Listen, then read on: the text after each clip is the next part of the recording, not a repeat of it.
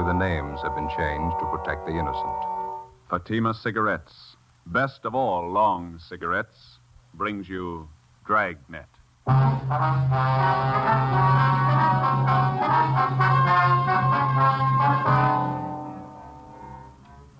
You're a detective sergeant. You're assigned to a robbery detail. A holdup has been committed in a neighboring city. A bystander is shot to death. 2 others are wounded. The bandits are ruthless, well armed. Your job? Get 'em.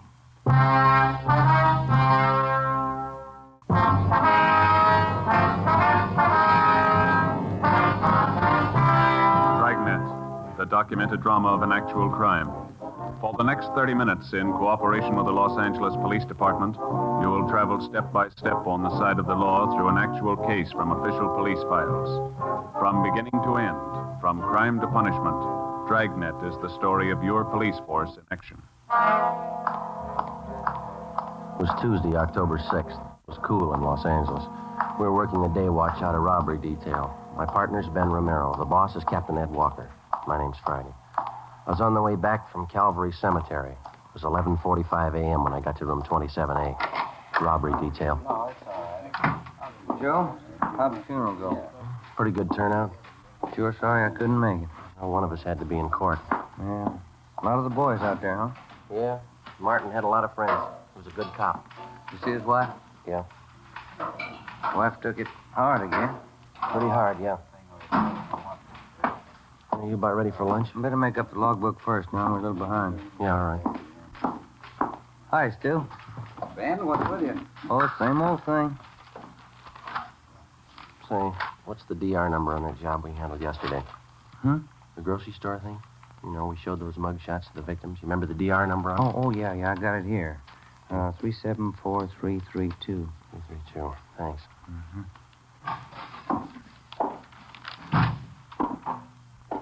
Yes, sir? My name's Frank Cheney. Just been paroled from Folsom. Can you tell me where I registered? Yeah. I'll get one of the men from the rehabilitation detail. He'll take care of it. Okay, thanks. Excuse me, Ben. Oh, yeah. Bossberg. Johnny Bossberg? Yeah. Got a minute? Something for you here. I'll be right there.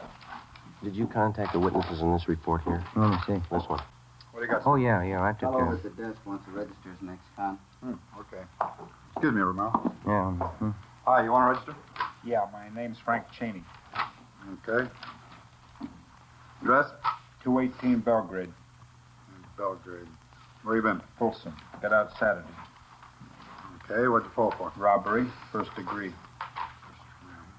How much do you owe? Served 18 years. I'm on life parole. Life parole. Okay. Hey, Thaxter, you want to tell Rombo we're out for 7? Wait a couple minutes, huh? See the guy at the desk, the one with Bosberg? Yeah, his next con. Why? Frank Cheney, 1931. Jack Taylor and I had him. First big one we ever drew. That's so. Did you ever hear of him? Used to call him a gentleman bandit. 1931, Claude. That's 18 years ago. Cheney was the biggest of them. Came from a wealthy family, too. Father's a millionaire. You sent him up, huh? San Quentin. Tried to break out with a partner of his. Partner killed a trustee. Cheney was sent to Folsom. From a millionaire family. That's a queer one. Yeah. Well, how about that lunch, fellas? Yeah, let's go. Seems like it could have been yesterday, 1931. We grow old right along with the thieves, huh? Where we go? Federal Cafe? That's all right with me. 18 years. Yeah. Sure goes by in a hurry. I wonder if Cheney thinks so. As far as day-to-day routine goes, police work is pretty much like any other job. To the rookie detective just starting in, there's new things to see, new things to learn. But 5 or 6 years on the detail and the job gets pretty ordinary. You see a lot of dirt, a lot of trouble and tragedy, and after a while you begin to wonder what all the glamour's about and the excitement that's supposed to go along with the job. The fall months went by pretty slow. On November 3rd, we closed a case against a gang of drugstore hold-up men. In December, Ben's youngster fell off a fence and sprained his wrist. My Uncle George from Renton, Washington, visited my mother and me in January. Stayed a couple of weeks. On January 28th, it rained. Ben and I checked into the office where we got a phone call from Lieutenant Mort Gear of the San Diego Police Department. He gave us additional information on a finance company holdup which had been pulled in San Diego the day before. In the robbery, one bystander had been shot and killed and another one wounded by the 2 bandits. They also shot a police officer 3 times through the stomach when he tried to stop him. Next day, Sergeants Ormsby and McGuire from San Diego arrived, and we helped them check the suspects through the stats office. A couple of bad ones, Joe. Both have guns, and they use them. One of them got away in a car and the other one on foot. Is that right, McGuire? Yeah, the big one used the car. Yeah, size ought to help some. Let's say 45 years old, height 6 foot 1 or 2 inches, weight 275, 85 pounds. Anybody get a look at the car, Ormsby? Blue Ford sedan, 1940 or 41 model. That's all we got. It's a rough one. After all the shooting, the witnesses didn't know what they saw, all mixed up. Well, how about the other one, the guy who got away on foot? He's a WMA, about 50 years old, 5 feet 8 to 9 inches, 145, 55 pounds, wears glasses. Yeah, we got that on the teletype. Is that all? No, we traced from the Greyhound bus depot about 6 blocks from the holdup. Changed his clothes in the washroom there, left behind a coat and a gun. Yeah? The coat was the kind of give parolees from state pen. Mm-hmm. Checked it through our crime lab. Same kind of suits are issued to all ex-cons. No make. Well, at least you know one of them's an ex-con. How about that gun you found? It's a murder weapon. Our ballistics men went over it, no prints. Tried to trace the serial number, no record. CII in Sacramento's trying to run it down. Well, we got any hunches? A few. We're almost sure both of them had gone the route before. Pretty cool. Shot down 3 people, didn't bat an eye. How much did they take in the holdup? 11,000. Hey, your stats office make a run those descriptions yet? Here this morning, Or and I's got the list of possibilities. They're pulling the mud shots now. Ought to be winding it up right now, don't you think? Hey, let's check. This way, fellas. Yeah. Well, go ahead, McGuire. Oh, thanks. How's the wife, Ormsby? Oh, fine, Ben. She's expecting again. What are you going to do, raise an army? 4 kids. That's not so bad. McGuire's wife wants 6. How about that, Mac? You got 5 now, no point in quitting when you're ahead. Frank? Yeah, Joe. You know Russ Ormsby and Tony McGuire, don't you? San Diego PD? Yeah, sure. Met him last trip. Hi. Fine, Frank. Good to Tony. see you. Good. Just ready to call you. Got those mug shots together for you. Here, got them right here. Okay. There you are. This is X for suspect 1. This is for number 2. Okay, Frank. We'll check them out with the witnesses. There's one mug there. Here, let me show you. Here, this one. Yeah? Matches the description pretty close. Safe man by trade, but he can go any route. Name's Weber. First name? Stanley. Mm-hmm. Call him Turk, I think, nickname. Know anything about it? He's an ex-con. Ormsby and McGuire drove back to San Diego to show the mugshots to the holdup witnesses and see if they could get an identification. Late the next afternoon, they called back to tell us that Stanley Turk Weber had definitely been identified from his mugshot by 4 of the 5 witnesses as one of the holdup men. His partner remained unidentified.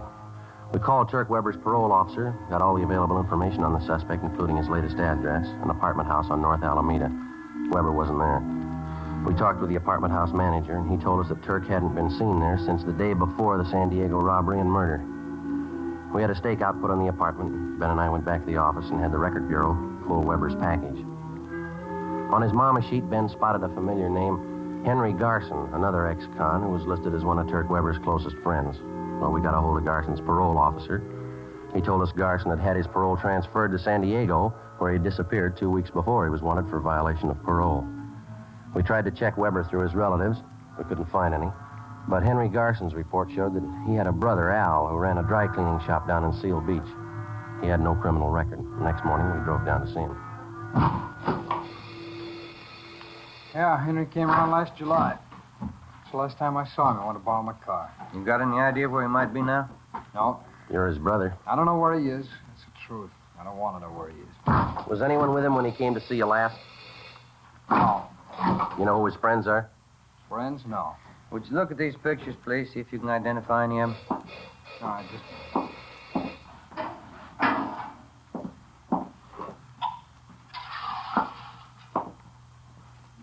No. These here. No. Ah. How about these? No. No, look, can't you talk to me later? It's not good for business having cops around a shop. Who would you yell for if a shop was held up, Mr. What's Garson? that got to do with it? Your brother's in trouble. We might stop him from getting in deeper. Now, look away now. Hello, Mrs. Runner. Good morning, Al. Can I help you? No rush. You go ahead and wait in the gentleman. No, that's all all right. right. They're just waiting. We're just waiting. Can I help you? My husband's suit, cleaned and pressed. Can you have it by Tuesday? Tuesday, yeah, it'll be ready. My plaid jacket cleaned and pressed. Yeah. Could you soak this little stairs here? Wait. Yeah, we take care of that. Tuesday, all right. There you are. Thanks, Miss Renner. All right, now, bye. Bye, Miss Renner. Thanks. I don't like to hold you up, Garson. Just a few more questions. All right. Now, you said the last time your brother was here, he wanted to borrow your car. Is that right? That's right. Did you let him have it? I let him have nothing. How about the rest of your family? Oh, can't you let us alone? If Henry's in trouble, let him take care of it. We've got troubles enough of our own. This is important, Garson. We've got to have your cooperation. Well, why me? I know Henry's no good, I admit it, but he's still my brother. Yeah? You asked me to send him to jail? If he belongs there, yeah. Look, I don't want any trouble. There won't be any. My mother lives in Santa Barbara. Just moved there. I got the address. Henry goes to see her every once in a while. When's the last time you saw her? 2 weeks ago, I was there, too, and something else. What's that? Henry had a gun. 11 a.m. Tuesday. Ben and I drove back to the office and put in a call to the Santa Barbara Police Department. We asked him to put a stake out on the home of Henry Garson's mother and to notify us the minute Garson was apprehended. We contacted San Diego and told him what we'd found out. After that, we doubled back on Turk Weber. From one of our informants, we heard that Weber and Garson had gone into some kind of a business together. For a bankroll, they'd succeeded in getting a loan from the Second National Bank out in Glendale. 1 p.m. We drove out and checked with the manager of the bank's loan department, Mr. Peabody. Here we are, officers. Stanley T. Weber, Henry Garson. Loan papers were signed over a month ago. What kind of a loan was it, Peabody? Business loan. Garson and Weber came in with another man. They talked to our manager, Mr. Ascot. Excuse me. Yeah. What business are they in? Trucking concern. They wanted the money to buy equipment, more trucks. How much money did they borrow? $4,500, usual terms. I guess you inquired into their background. Oh, yes, their whole financial background. Did you know that Garson and Weber are both ex-convicts? I beg your pardon? I said, did you know that both of them are ex-convicts? You sure you haven't made a mistake? Henry Garson, Stanley T. Weber? Yeah, that's right. What'd they offer for collateral? Well, they had some of their equipment, 2 trucks, and then, of course, there was the cosigner. Who was that? The name's right here on the loan papers. I see. Right here. Cosigner, Frank Cheney.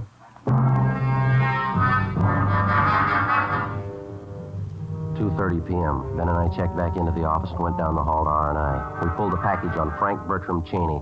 White male American, 5 foot 8.5 inches, 152 pounds, brown hair, brown eyes. The record read like a dime novel. Almost 20 years before, Cheney had crashed into the headlines of Pacific Coast newspapers as the gentleman bandit. Maybe some of the news stories were exaggerated, but the record showed that he actually owned a yacht, 3 expensive cars, an apartment house. In spite of all this, he had decided to settle for a career of robbery and murder. At the age of 30, he was the most sought-after man on the Pacific Coast. Finally, in 1931, after tracking him for a year and a half through more than a dozen armed robberies, Sergeants Thaxter and Taylor of the Los Angeles Police Department brought him in. He served 18 years at San Quentin and Folsom penitentiaries, and then he won his parole at the age of 48. We checked his parole officer, and he had nothing to report against him. We checked back in at robbery detail and met with Captain Ed Walker. How about Cheney's friends, Weber and Garson? Nothing yet? Not a thing, Skipper. Stakeout's still on at Garson's mother's place in Santa Barbara. Weber's apartment's still covered. You called San Diego about this, the Cheney angle? Yeah, we briefed him. They got all the mugshots down there. Weber's definitely been tagged as one of the men on that finance company job. I figured Garson for the second man, but none of the witnesses have picked out his mugshot. You talked to Cheney's parole officer? Yeah, I did. He gave us Cheney's last address. Same as the one on his ex-con registration, but he's moved. Didn't notify the office. Where does that leave you? Well, I talked to the manager at the apartment. He gave us a couple of addresses to run down.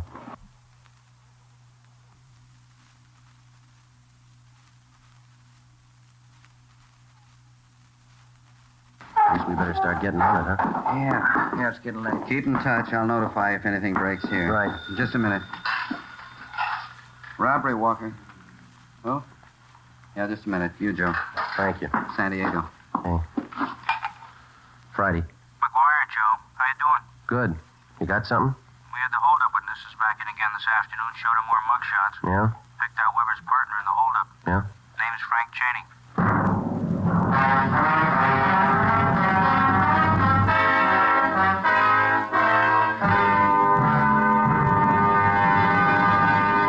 You are listening to Dragnet.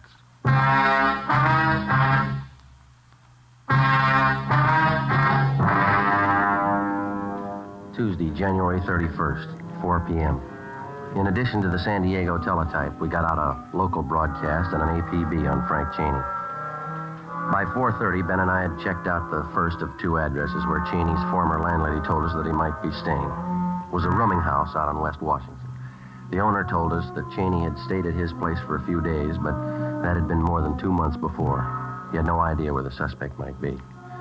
We then drove to the second address. It was an apartment house on West Stanford near Slauson. Manager's name was Mrs. Pritchard. Why, yes, I believe Mr. and Mrs. Cheney are home. They've been in all day. Which apartment are they in, ma'am? Number 7, straight down the hall on your right. Thank you. They may be having dinner now. Are they expecting you? Be all right, ma'am. Thank you.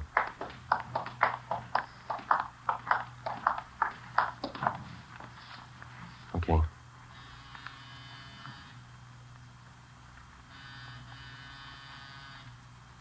How about the door?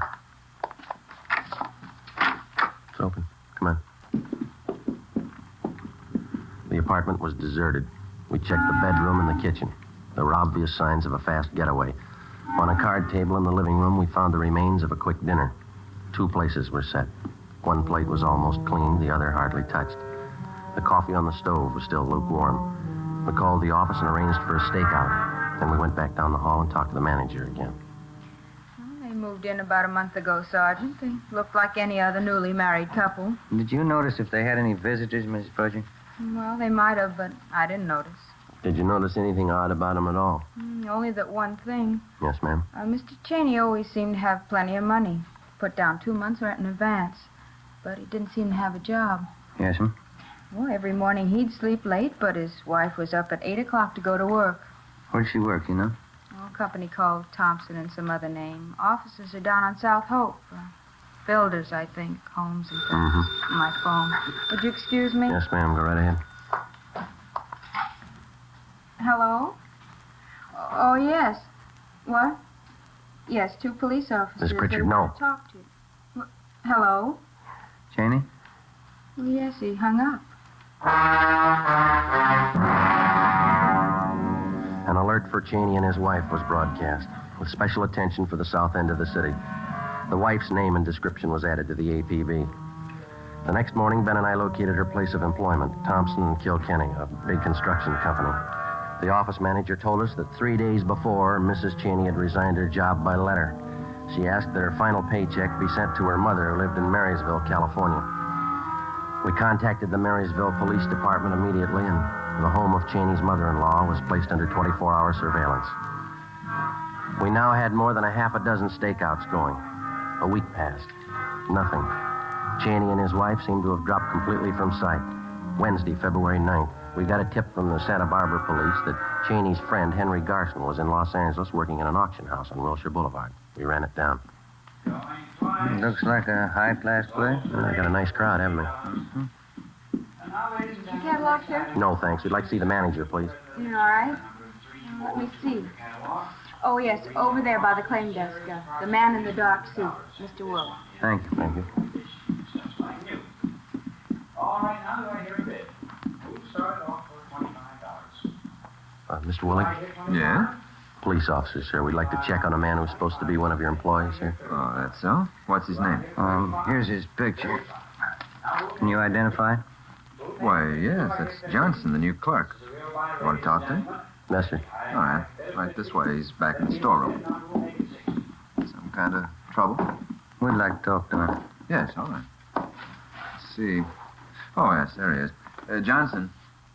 Oh, Johnson, would you come on, Ben. What are you running for? Johnson, come here. Out the back. Yep. There he goes. He's heading up the street. Come on. Yep. He got on that bus. All right, come on, let's double back to the car. Yep. Hurry. Yep.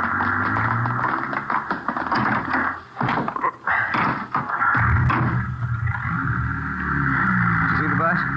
Yeah. Come on, move it. Yep. All right, hit the siren.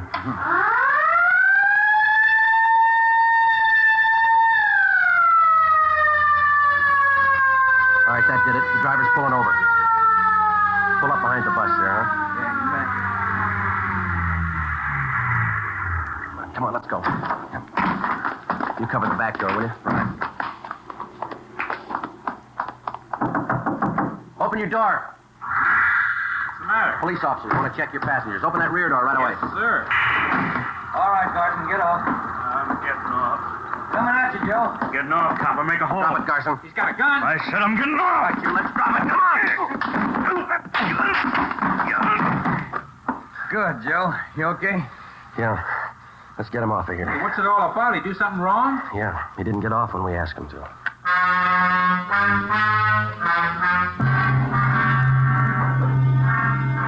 "9 p.m. Wednesday.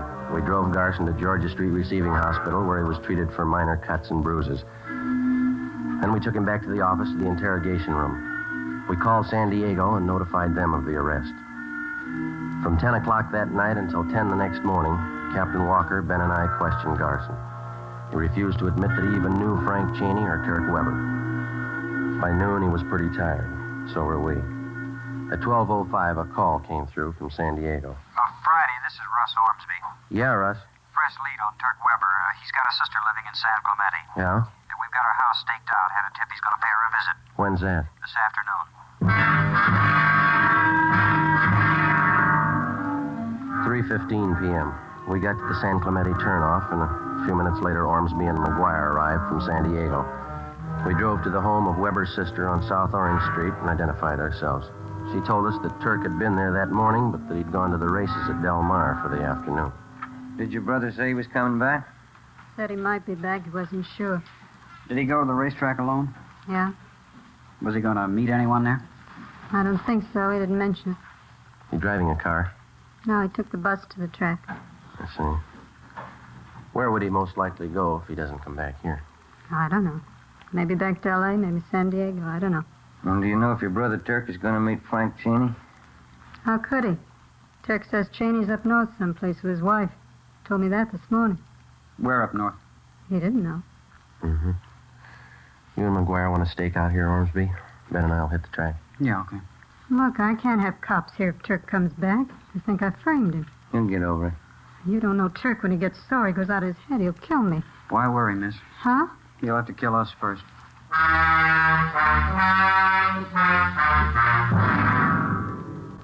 3:45 p.m. Ben and I left Weber's sister's house and drove down to the racetrack at Del Mar. We got there just at the start of the 7th race. We had no idea whether the suspect was still there or not. We alerted the security police, gave them mug shots of Weber. Then we went to the public address booth in the clubhouse and talked to the man in charge. A few minutes later, the trap for Weber was set. Mr. Stanley T. Weber, please come to the public address booth. Emergency phone call. Mr. Stanley T. Weber, please come to the public address booth. We waited. Ben stationed at a vantage point on one side of the booth, me on the other. Minutes passed. Weber didn't show. Ben caught my eye and shrugged his shoulders. Mr. Stanley T. Weber, please come to the public address booth. Emergency telephone call. Mr. Stanley T. Weber, please come to the public address booth. The announcer was barely finished when I saw Ben motioning. I looked and saw a large man heading up the cement ramp. When he got to the top, he turned to his right and headed straight for the public address booth. It was Turk Weber. Hold it right there, Weber. Police officers, get your hands up. What is this? You lousy cops, I'll have you busted for this. Save it, Weber, get your hands up. Who tipped you? What difference does it make? Stand still. You'll never get him. You'll never get him in 20 years. Never get who? You know who. Cheney. He's too smart for you. You'll never get him, not in 20 All right, years. we got you, Weber. Shake him, Ben. I'll shake you, copper. Watch it, Ben. Let go, and I'll kill you. I'll kill you, all right. That's it. He's sure a big package. Yeah. What's that over there? Did that fall out of his pocket? It's like a tip sheet. Yeah. Yeah. Blue Boys Peerless Selection for Thursday. Price $1. Let me look at that a minute, can I? Yeah. Best picks. You can't lose. This is your lucky day. What's it prove? He ought to get his dollar back.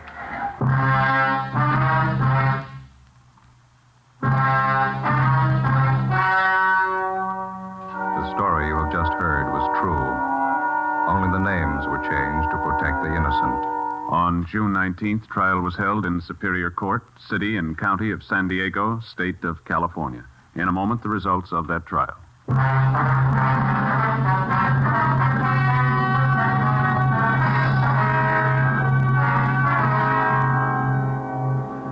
After identifying Frank Cheney as the man who did the shooting in the San Diego holdup and murder, Stanley T. Weber was tried and convicted of participation in the robbery and received a sentence of life imprisonment. Henry Garson was cleared of any complicity in the holdup killing, but he was returned to prison for violation of parole and for several burglaries in San Diego and Los Angeles. Both men are now serving their terms in the state penitentiary. Next week, Frank Cheney, the Gentleman Bandit, Part 2.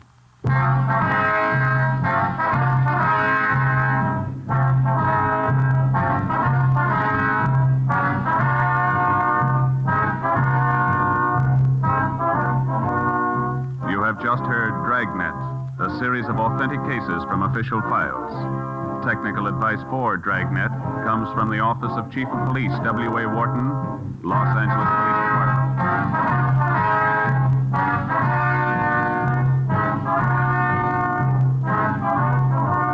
Fatima Cigarettes, the best of all long cigarettes, has brought you Dragnet from Los Angeles.